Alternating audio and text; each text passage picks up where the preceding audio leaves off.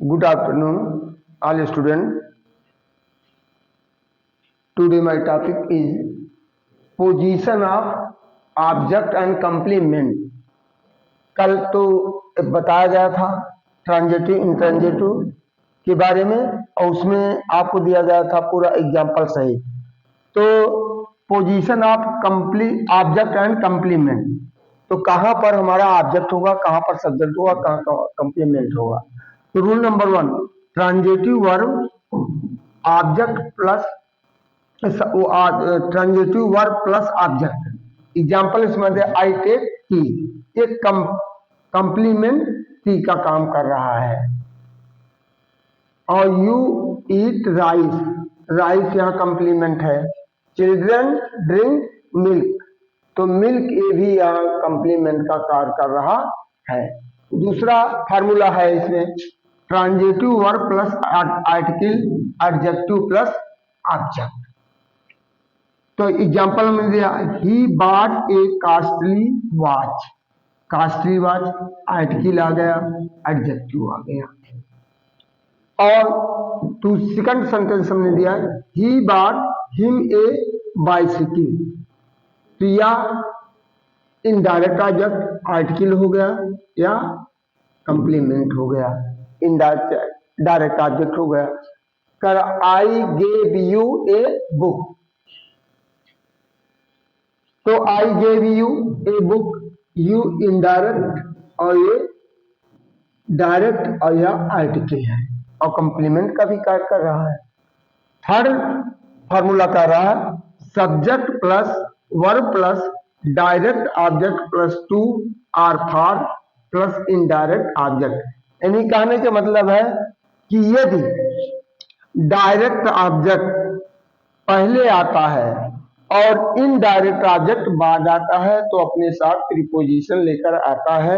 कल हम आपको डिफिनेशन के द्वारा दिए थे, आज फार्मूला के द्वारा इसको हम दे दे रहे हैं। कल I gave a pen to you preposition आ गया, ए डायरेक्ट ऑब्जेक्ट या indirect object. We bought a watch for him, for preposition है, ही इनडायरेक्ट और या direct. Third sentence he taught English to them, English direct और them indirect. अब हम इसी क्रम में चल रहे हैं लिंकिंग वर्ब के बारे में। अब लिंकिंग वर्ब है क्या चीज, इसी को हम लिंकिंग वर्ब कहते हैं, हेल्पिंग वर्ब कहते हैं अथवा वर्ब इन कंप्लीट प्रेडिकेशन कहते हैं। तो यहाँ विद्यार्थियों के अंदर ये समस्या हो जाती है कब लिंकिंग वर्ब होता है, यही चीजें कब हेल्पिंग वर्ब हो जाती है, कब वर्ब इन कंप्लीट प्रेडिकेशन को कहते हैं। जैसे नोट हमने दिया is I am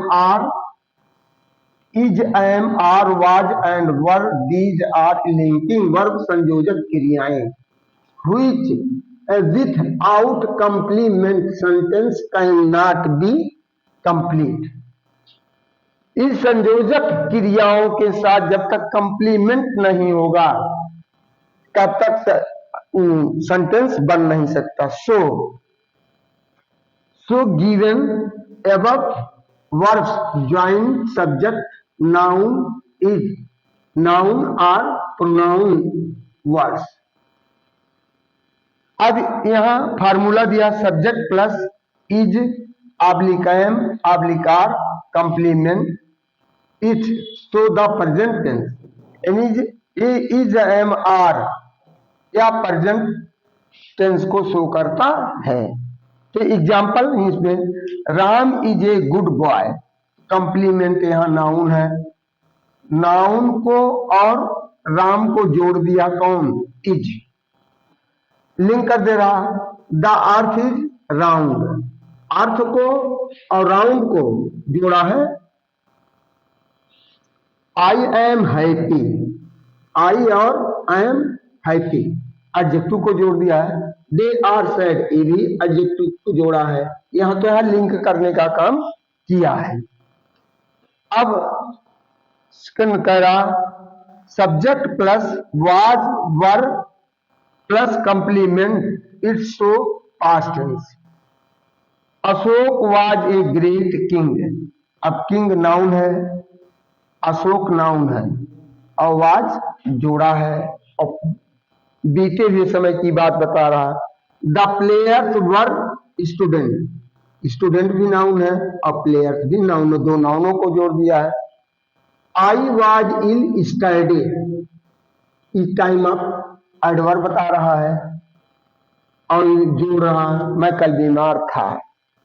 the wind was strong, हवा तेज थी, तो ए भी नाउन है, ए भी नाउन है। द सी वाज देयर, वह वहां थी, एडवर्ब ऑफ प्लेस है और सी नाउन हो गया कर्ता। You were sad, you were sad या एडजेक्टिव है, वर जोड़ा है। ही वाज ए डॉक्टर, वह एक डॉक्टर का नाउन को जोड़ दो रहा है। तो इस तरह से इनके बारे में आप जब किए हैं, अब हेल्पिंग वर्ब बिना कंप्लीमेंट के पूरा की वाक्य की क्रियाएं वाक्य को नहीं बना सकती है, इसलिए फार्मूला भी जो है सेंटेंस भी हमने आपको दिखाया है।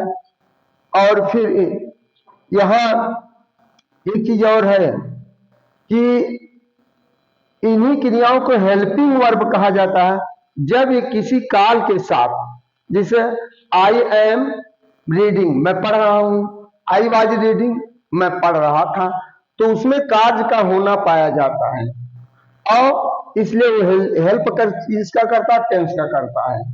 तो इसको हम ऑक्सिलरी वर्ब के साथ कल प्रारंभ करते हैं। Thank you. नेक्स्ट वीडियो में हम मिलेंगे आपको ऑक्सिलरी वर्ब और उसके प्रकार, auxiliary verb and it's kind. Thank you.